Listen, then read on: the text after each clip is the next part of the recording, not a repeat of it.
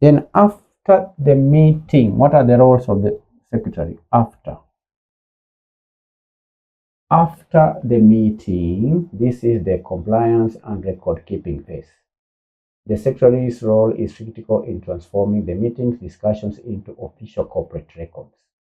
Here, the company secretary drafts and finalizes minutes, drafting and finalizing minutes, drafting and finalizing minutes, drafting and finalizing minutes. Drafting and finalizing minutes. That means preparing the formal minutes promptly, typically within 10 days. And this must be factual, they must be neutral, and clear enough to stand as evidence in a legal setting. 2. Action tracking.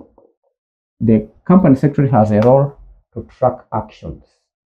That means distributing an action list to management within 48 hours to ensure accountability for the decisions made by the board. 3. Statutory filing. After the minutes have been authenticated, after the minutes have been signed, the secretary should ensure that all the necessary resolutions, especially special resolutions, are filed with the register of companies within the statutory deadlines. Then lastly, updating the registers, updating records. Updating records, that's the work of the secretary after the meeting. Updating the company statutory registers like the register of directors or register of members based on the decisions made during the meeting. Then lastly, archiving or retention, safely restoring the signed minutes for the mandatory period, at least 7 years for board minutes and 10 years for general meetings to ensure they are easily retrievable for future reference or future audits or legal inquiries.